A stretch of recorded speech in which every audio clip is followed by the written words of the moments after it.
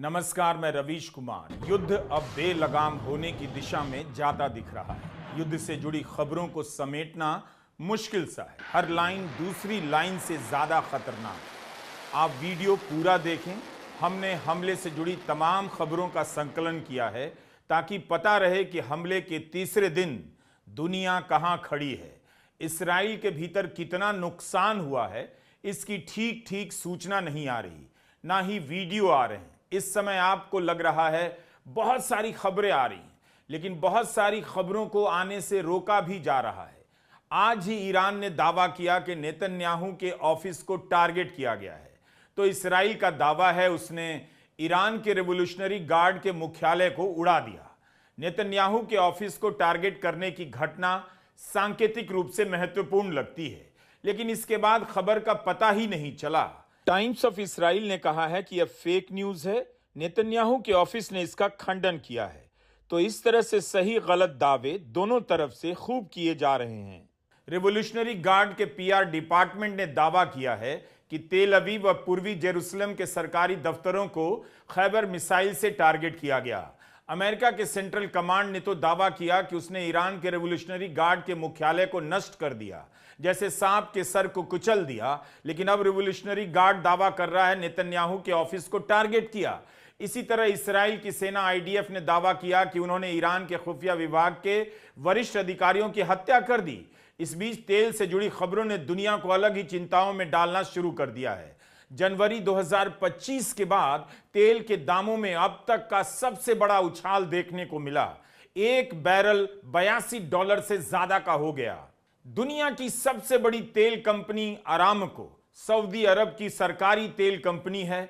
इसने रास तनूरा रिफाइनरी पर हमले के बाद ऑपरेशन रोक दिए हैं। जो वीडियो है भयावह है। ईरान के ड्रोन ने रिफाइनरी में बड़ा नुकसान किया है। यह मिडिल ईस्ट की सबसे बड़ी रिफाइनरीज में से एक है। रोजाना 5.5 लाख बैरल तेल का उत्पादन होता है। सोशल मीडिया पर हमले के वीडियो वायरल हैं, जिनमें काफी धुआं उठते हुए देखा जा सकता है। कतर में तेल की सरकारी कंपनी कतर एनर्जी ने नेचुरल गैस के प्रोडक्शन पर रोक लगा दी है। दुनिया की सबसे बड़ी तेल कंपनियों में से एक है शेवरॉन, अमेरिका की कंपनी है। इसराइल ने इस कंपनी से कहा है कि वो लेवाइथन में अपने तेल फील्ड में उत्पादन रोक दे। गैस फील्ड को बंद कर देना छोटी बात नहीं। इसका मतलब है इसराइल में भी घबराहट है कि ईरान इस बार बड़ी तबाही मचाने वाला है। ओमान के तट के पास ऑयल टैंकर पर हमला हुआ, जिसमें एक भारतीय नागरिक के भी मारे जाने की खबर है। कतर से सूचना है कि रास लफान शहर में ऊर्जा कॉम्प्लेक्स पर ड्रोन से हमला हुआ। अभी तक यही समझा जा रहा था कि तेल की सप्लाई को खतरा स्ट्रेट ऑफ होर्मुज में है, लेकिन ईरान ने खाड़ी के देशों की रिफाइनरीज को टारगेट कर सबको चौंका दिया। कच्चे तेल और होर्मुज की बात हम इस वीडियो में आगे करेंगे। आगे बढ़ने से पहले आपके लिए एक सूचना है। युद्ध की कगार पर पहुंची दुनिया ने हमें एक बात समझा दी है, जिंदगी कब कौन सा मोड़ ले ले कोई नहीं जानता। इसीलिए फाइनेंशियल सिक्योरिटी सिर्फ विकल्प नहीं, जरूरत है। युद्ध और बीमारी कभी बताकर नहीं आते। बीमारी के वक्त कर्जा लेने या एफडी तोड़ने से बेहतर है कि पहले से इंश्योरेंस के बारे में सही प्लानिंग की गई हो। हॉस्पिटल बिल को इंश्योरेंस कंपनी देखे और आप अपना इलाज बेफिक्र होकर करवा पाएं। इसीलिए हेल्थ इंश्योरेंस जरूरी है। यह भी एक तरह की बचत है। कई प्लान पहले ही दिन से डायबिटीज, थायराइड, बीपी, अस्थमा जैसे एग्जिस्टिंग डिजीजेस को कवर करते हैं। हेल्थ इंश्योरेंस के साथ टर्म इंश्योरेंस की भी सही समझ होनी चाहिए, जो लाइफ इंश्योरेंस का प्योरेस्ट फॉर्म है। जितनी कम उम्र में आप इसे लेते हैं, उतना ही कम प्रीमियम देना पड़ता है, और वही प्रीमियम लाइफ लॉन्ग के लिए लॉक हो जाता है। हर परिवार में कमाने वाले मेंबर को टर्म इंश्योरेंस लेना चाहिए। यह सुनिश्चित करता है कि आपके ना रहने पर आपके परिवार को पैसे की कोई दिक्कत ना हो।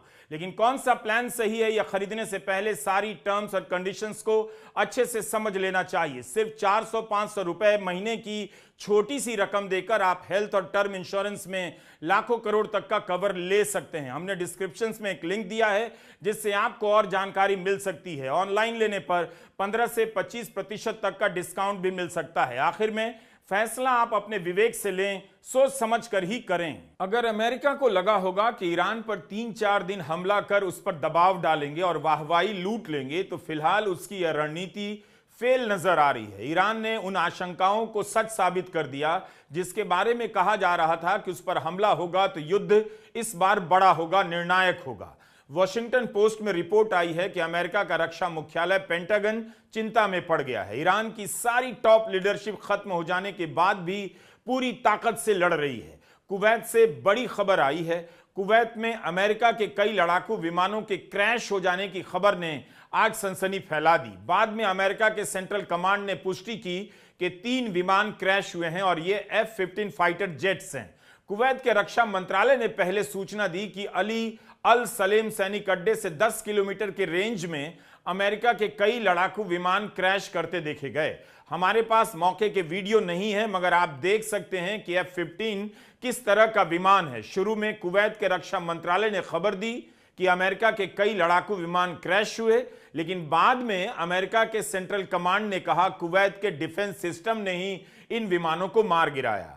एक विमान 880 करोड़ के आसपास का है और ऐसे 3 विमान आज क्रैश हो गए।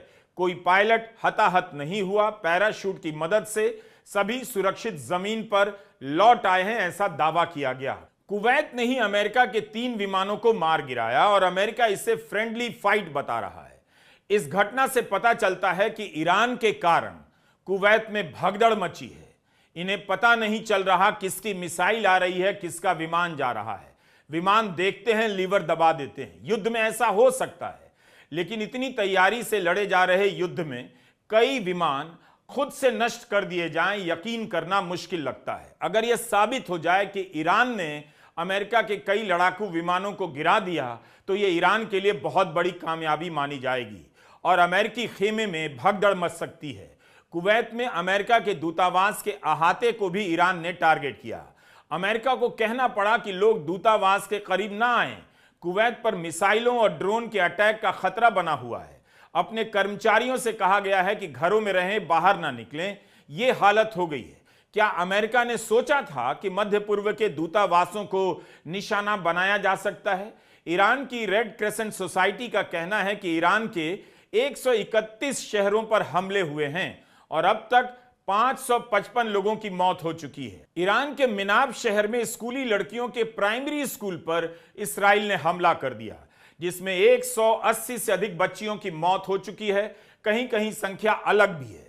क्या आपने कहीं भी इन 180 बच्चियों पर अलग से कोई स्टोरी देखी? स्कूल पर इसराइल ने अचानक बम नहीं गिराया होगा, बल्कि गजा में भी यह देश यही करता था, स्कूल और अस्पतालों को टारगेट करता था। कितने लोग बोल रहे हैं इन बच्चियों के बारे में? अमेरिका के 3 सैनिकों के मारे जाने की खबर है, लेकिन खबर है कि मरने वालों की संख्या इससे भी अधिक हो सकती है। अमेरिका और इसराइल ने ईरान में 1000 से अधिक ठिकानों को टारगेट किया। इसराइल की सेना का बयान है कि तेहरान में धुआंधार बमबारी हो रही है। तेहरान में बड़ी संख्या में खामेनेई की शहादत और अमेरिका इसराइल के हमलों के विरोध में लोग निकले थे, उन पर हमला हुआ है। मरने वालों की संख्या का अभी तक पता नहीं। अमेरिका के सेंट्रल कमांड का दावा है कि ईरान में 1000 से अधिक ठिकानों पर बम गिराए गए। IRGC रेवोल्यूशनरी गार्ड के मुख्यालय पर बम गिराए गए। इसके बाद सेंट्रल कमांड ने कहा हमने सांप का सर कुचल दिया। सुनने में लग सकता है यह बड़ी कामयाबी होगी कि रेवोल्यूशनरी गार्ड के मुख्यालय को टारगेट किया गया, लेकिन पिछले साल जून में इसके चीफ को मार देने के बाद भी रेवोल्यूशनरी गार्ड खत्म नहीं हुआ। आज भी ताकत है। ईरान के बारे में कहा जाता है कि उसकी सुरक्षा प्रणाली कई स्तरों पर काम करती है, एक दूसरे से स्वतंत्र होती है, एक लीडर के मार देने के बाद भी काम करती रहती है। इसलिए एक अटैक में खत्म करना ऐसा दावा असंभव लगता है। अगर ऐसा होता तो खामेनेई की हत्या के तीसरे दिन अमेरिका को 1000 ठिकानों को टारगेट नहीं करना पड़ता। उसकी सेना, उसके जनरल टैंक से उतरकर कारों में ईरान के भीतर घूम रहे होते। अमेरिका बड़ी कामयाबी बता रहा है कि उसने IRGC के मुख्यालय पर हमला किया। ईरान के साथ साथ हिजबुल्लाह, हाउती के भी मैदान में उतरने की खबरें हैं। खबर है कि मिलिशिया ने कुवैत में अमेरिका की एम्बेसी पर मिसाइलों से हमला किया। इसराइल और अमेरिका से जुड़ी खबरें और इनकी प्रतिक्रिया से यही लग रहा है कि ईरान तीसरे चौथे दिन भी पूरी ताकत से मैदान में है। खामेनेई की हत्या के बाद से उसका हमला, उसका जवाब और खूंखार और आक्रामक हो गया है। ईरान एक नहीं बल्कि 9 देशों पर हमला कर रहा है। इस बार लड़ाई इसराइल और ईरान के बीच नहीं, बल्कि ईरान ने संयुक्त अरब अमीरात, कतर, कुवैत, सऊदी अरब, इसराइल, बहरीन, जॉर्डन, ओमान और इराक सब पर हमला कर दिया है। ऐसा कब हुआ था? एक देश एक साथ 9 देशों पर अटैक कर रहा है। ईरान का कहना है मध्य पूर्व के देशों में आम नागरिकों की जगह अमेरिका के सैनिक ठिकानों को निशाना बनाया जा रहा है। उसका दावा है कि उसने मध्य पूर्व में अमेरिका के 6 सैनिक अड्डों को टारगेट किया है। वहां से अमेरिका को अपने सैनिक एसेट्स को हटाने पड़े हैं। इसका मतलब है ईरान के पास जो भी है, जितना भी है, उससे लड़ रहा है, या उसकी इस तरह की तैयारी रही होगी कि ऐसा वक्त आ जाएगा तो इसराइल के साथ साथ खाड़ी के देशों पर भी हमला कर देंगे। इसलिए इसे ईरान की तैयारी के रूप में भी देखिए। अगर जवाब में खाड़ी के देशों ने ईरान पर हमला किया तो उनका ही नकाब उतर जाएगा, बल्कि उतर भी चुका है। वे अपनी सुरक्षा के लिए नहीं बल्कि इसराइल के साथ जंग में शामिल हो जाएंगे। उनकी जमीन से अमेरिका हमला करेगा ईरान पर तो ईरान क्या करेगा? कतर के पूर्व प्रधानमंत्री ने कहा है कि गल्फ काउंसिल को ईरान के साथ सीधे टकराव नहीं मोल लेना चाहिए। कुछ ताकतें हैं जो चाहती हैं कि खाड़ी के देश ईरान से टकराव में शामिल हो जाएं, लेकिन खाड़ी के देशों को ऐसा करने से बचना चाहिए। दोनों पक्षों के संसाधनों को भारी नुकसान पहुंचेगा। खाड़ी के देश कह रहे हैं कि यह अमेरिका और इसराइल की जंग है, लेकिन क्या सिर्फ इतना कह देना काफी होगा? खाड़ी के देशों ने अपने आस पड़ोस की अस्थिरता से अलग एक छवि बनाई, लेकिन वह छवि अब टूट रही है। अगर खाड़ी के देश इस टकराव में उतर गए और ऐसा हुआ कि ईरान पर 9 अरब देश हमला करेंगे, तब इस क्षेत्र में लड़ाई का इतिहास और चेहरा हमेशा के लिए बदल जाएगा। अभी तक यह लड़ाई ईरान और इसराइल के बीच मानी जाती है, लेकिन अब ईरान बनाम अरब और इसराइल का हो जाएगा। अरब और इसराइल एक साथ नजर आएंगे। जज्बा देखिए, जिस वक्त ईरान की टॉप लीडरशिप खत्म हो गई, खामेनेई की हत्या कर दी गई, ईरान पूरी ताकत से अपने वजूद के लिए 9 देशों से लड़ रहा है। कब तक लड़ पाएगा यह सवाल तो है, लेकिन आज लड़ रहा है, इसे भी नोट कीजिए। America, Bahrain, Jordan, Kuwait, Qatar, Saudi Arab और संयुक्त अरब अमीरात ने एक संयुक्त बयान जारी किया। इन 7 देशों ने ईरान के मिसाइल और ड्रोन हमलों की कड़ी निंदा की है। कहा है ये हमले इस पूरे इलाके में कई देशों की जमीन पर हुए। Bahrain, Iraq, Iraqi Kurdistan, Jordan, Kuwait, Oman, Qatar, Saudi Arab और यूएई सब निशाने पर थे। ईरान के ये हमले अंधाधुंध, लापरवाह और पूरी तरह से गैर जिम्मेदाराना थे। इन हमलों में आम नागरिकों की जान खतरे में पड़ी और नागरिक ढांचे को नुकसान पहुंचा। ईरान की यह कार्रवाई एक खतरनाक एस्केलेशन है जो कई देशों की संप्रभुता का उल्लंघन करती है और पूरे क्षेत्र की स्थिरता को खतरे में डालती है। जो देश इस लड़ाई का हिस्सा भी नहीं थे, उन पर हमला करना लापरवाह है और अस्थिरता पैदा करने वाली कार्रवाई। 7 देशों ने कहा वे अपने नागरिकों, अपनी संप्रभुता और अपनी जमीन की रक्षा के लिए एकजुट हैं। आत्मरक्षा के अपने अधिकार को दोहराया। उन्होंने हवाई और मिसाइल रक्षा प्रणालियों के बीच सहयोग की तारीफ की और कहा कि इसी सहयोग की वजह से बड़े पैमाने पर जनहानि और तबाही से बचा जा सका। तो अब खाड़ी के देश संप्रभुता की चिंता कर रहे हैं और ईरान पर जो इसराइल और अमेरिका ने हमला किया है, उनकी जमीन का इस्तेमाल कर हमला किया है, क्या वह संप्रभुता का अतिक्रमण नहीं है? साइप्रस में ब्रिटेन के बेस पर ड्रोन से हमला होने के बाद सायरन बजने लगे, ऐसी खबर आई। इस बात को बड़ी खबर के रूप में देखा गया कि ब्रिटेन ने अपने बेस को अमेरिका के इस्तेमाल के लिए खोल दिया। ब्रिटेन ने कहा कि अमेरिका का इस्तेमाल बहुत सीमित होगा, लेकिन इस फैसले को एक अहम बदलाव के रूप में देखा जा रहा है। सऊदी अरब के एक अधिकारी ने अल जजीरा टीवी पर कहा है कि अमेरिका ने सऊदी अरब को उसके हाल पर छोड़ दिया। उसकी चिंता केवल अपनी और इसराइल की सुरक्षा है। उसने खाड़ी के देशों को अकेला छोड़ दिया। सऊदी अरब में इतना तो लोकतंत्र है नहीं कि कोई अधिकारी टीवी पर जाकर बयान दे कि अमेरिका ने सऊदी को उसके हाल पर छोड़ दिया है। और अगर ऐसा है तो समझना चाहिए कि ईरान के हमले ने खाड़ी के देशों में दहशत मचा दी है। एक ही समय में लगता है ईरान कमजोर पड़ रहा है, खत्म हो जाएगा, और उसी समय में ईरान ने ठीक ठीक तबाही मचा दी है। इसका जवाब आपको गजा से मिल सकता है। बहुत छोटा इलाका है गजा, दिल्ली का 1/4, मात्र 365 वर्ग किलोमीटर का इलाका, लेकिन 2 साल तक इसराइल रोज हजारों टन बम गिराता रहा। नेतन्याहू गजा को पूरी तरह गायब नहीं कर सके। 70,000 से अधिक लोग मारे गए, 1 लाख से अधिक लोग घायल हुए, विकलांग हुए, हजारों घर नष्ट हो गए। लेकिन गजा अब भी दिखाई देता है, उसके लोग जिंदा हैं, उन्होंने सरेंडर नहीं किया। जिस हमास को मिटाने के नाम पर इस्राइल 2 साल तक बम गिराता रहा, अंत में उसी हमास से समझौता करना पड़ा अपने बंधकों की रिहाई के लिए। ऐसा नहीं हुआ कि उसने हमास को मिटा दिया और उनके अड्डों से अपने नागरिकों को कार में बिठाकर ले आया। तो अभी यह नहीं समझना चाहिए कि इस्राइल के पास सब कुछ है, अमेरिका है, कनाडा है, ऑस्ट्रेलिया है, ब्रिटेन है और अमेरिका की जी हजूरी करने वाले दर्जनों देश हैं, तो ईरान को एक दिन में मिटा देंगे या 1 महीने में खत्म कर देंगे। ईरान का नुकसान बहुत बड़ा होने वाला है, लेकिन इसी दुनिया ने देखा कि गजा के लोगों ने किस बहादुरी से अपने ऊपर जुल्म का सामना किया। क्या इस्राइल गजा से एक भी आदमी पेश कर सका जो गिड़गिड़ा रहा हो कि छोड़ दो, अब बस बम मत गिराओ? नरसंहार हुआ, लेकिन वहां के लोगों ने घुटने नहीं टेके। इसलिए भले इस्राइल के पास ईरान को खत्म कर देने का प्लान होगा, वो चाहता होगा, लेकिन इतना आसान नहीं कि 10-20 दिन में उसे खत्म कर दे। ईरान की इस तैयारी या पलटवार को देखते हुए लगता है भले उसके पास ताकतवर हथियार ना हो, मगर वह मिट जाने से पहले लड़ना चाहता है। ईरान और अमेरिका के हथियारों की तुलना की जा रही है। एक्सपर्ट कह रहे हैं कि अमेरिका के हथियार जहां $1 मिलियन से लेकर $10 मिलियन के हैं, वहीं ईरान ने $1,000, $10,000 की मिसाइल और ड्रोन से तूफान मचा दिया है।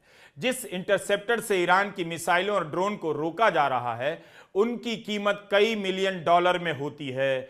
ड्रोन या मिसाइल को रोकने के साथ साथ वे भी तबाह हो जाते हैं। सवाल है कि क्या ईरान अपना सब कुछ दांव पर लगा रहा है? क्या उसके पास अमेरिका, इस्राइल, तमाम पश्चिमी देशों से लड़ने की क्षमता है? उसके दर्जनों सैकड़ों मिसाइलों को रोक दिया गया, लेकिन यह भी पढ़ने को मिल रहा है कि सस्ते ड्रोन और मिसाइलों से ईरान ने अमेरिका के महंगे रक्षा सामानों को छकाया है, इस्राइल सहित खाड़ी के देशों में नुकसान भी पहुंचाया है। अब आइए भारत पर। भारत के शेयर बाजारों में आज भारी गिरावट देखी गई। सेंसेक्स एक वक्त 1600 अंक नीचे चला गया तो निफ्टी 25,000 के नीचे आ गई है। भारतीय निवेशकों के 9 लाख करोड़ हवा हो गए। अगर युद्ध लंबा खिंचा, तेल महंगा होता रहा, तो इससे तेल कंपनियां, विमान कंपनियां और इनसे जुड़ी तमाम कंपनियों का घाटा बढ़ता चला जाएगा। तो एक तरह से इस युद्ध की कीमत हर कोई चुका रहा है, चुकाएगा। कच्चे तेल की कीमतों में बेतहाशा वृद्धि होने लगी है। एक दिन में 8 से 9% की वृद्धि हो जाती है। कच्चा तेल प्रति बैरल $80 के करीब पहुंच गया है। कहा जा रहा है कि इसका भाव 100 से $120 प्रति बैरल भी हो सकता है। युद्ध अगर बेलगाम हुआ तो स्ट्रेट ऑफ होर्मुज प्रभावित होगा और चीन, जापान, दक्षिण कोरिया और भारत में तेल को लेकर हाहाकार मच सकता है। अभी से ही बीमा कंपनियां यहां से गुजरने वाले जहाजों पर सरचार्ज लगाने लगी हैं, जिसके कारण यहां से गुजरने की लागत बढ़ गई है। बीमा कंपनियों के कारण कई टैंकर कंपनियों ने अपने जहाज खड़े कर दिए गए। कार्गो का ट्रांसपोर्ट महंगा हो रहा है। शिपिंग कंपनी हेपैग लॉयड ने युद्ध के खतरे के चलते सरचार्ज की घोषणा की है। 20 फीट के हर कंटेनर पर $1,500 का सरचार्ज लगाया जाएगा। फ्रांस की शिपिंग कंपनी CMA CGM ने $2,000 का सरचार्ज लगाया है और हॉर्मुज में जाने पर प्रतिबंध लगा दिया है। हॉर्मुज का नियंत्रण ईरान के पास है। ईरान ने अभी हमला नहीं किया, लेकिन माना जा रहा है अगर ईरान कमजोर पड़ा तब वो हॉर्मुज को निशाना बनाएगा। इस आशंका के कारण दुनिया की बड़ी कंपनियों ने अपने कंटेनर और टैंकर रोक दिए हैं। मर्सक ने कहा है कि हम हॉर्मुज से सभी जहाजों की आवाजाही तत्काल प्रभाव से रोक रहे हैं। उसने स्वेज नहर और बॉब अल मंदेब जलडबरू मध्य से भी जहाज हटाने शुरू कर दिए हैं, क्योंकि वहां ईरान समर्थित हूती का खतरा है। अब जहाज अफ्रीका के चारों तरफ घूम कर जाएंगे। हजारों किलोमीटर ज्यादा, हफ्तों ज्यादा समय लगेगा, करोड़ों ज्यादा खर्च होगा। मेडिटेरेनियन शिपिंग कंपनी ने भी मध्य पूर्व के लिए सारी बुकिंग बंद कर दी है। अल जजीरा की रिपोर्ट के अनुसार शिपिंग ट्रैकिंग डेटा दिखाता है कि क्रूड ऑयल और LPG के कम से कम 150 टैंकर हॉर्मुज के दोनों तरफ खुले समंदर में लंगर डालकर खड़े हो गए। हॉर्मुज के बाद अब सुएज कैनाल में भी यातायात पर प्रतिबंध लग रहा है। शिपिंग कंपनियों को अफ्रीका के रास्ते सामान पहुंचाना पड़ेगा।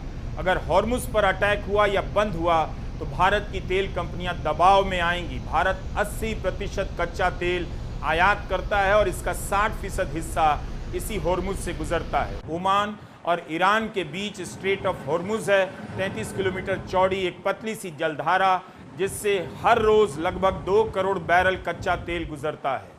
दुनिया के कुल समुद्री तेल व्यापार का 27%, वैश्विक एलएनजी का 22% यहां से जाता है। अमेरिकी ऊर्जा सूचना प्रशासन के अनुसार 2024 में इस रास्ते से गुजरने वाले तेल और गैस का मूल्य $500 अरब सालाना था। तो ट्रंप ने दुनिया भर के व्यापार को खतरे में डाल दिया है।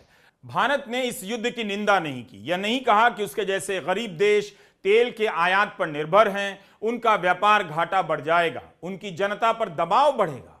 यह सब बयान में नहीं होता, केवल ऐसे बयान दिए जाते हैं जिनका कोई मतलब नहीं होता। इस मकसद से दिए जाते हैं कि भारत के नाम पर अखबारों में कुछ छप जाए, लोगों को दिख जाए कि भारत के प्रधानमंत्री और विदेश मंत्री ने कुछ बोला है। लेकिन सोचिए, आज ही 9 लाख करोड़ निवेशकों के हवा हो गए भारतीय शेयर बाजार में। ट्रंप और नेतन्याहू ने दुनिया को सनका दिया है, फिर भी दुनिया उनके सामने हाथ जोड़कर खड़ी है। मध्य पूर्व के देशों में 2-3 दिनों से हवाई जहाज नहीं उड़ रहे, लाखों यात्री फंसे हुए हैं।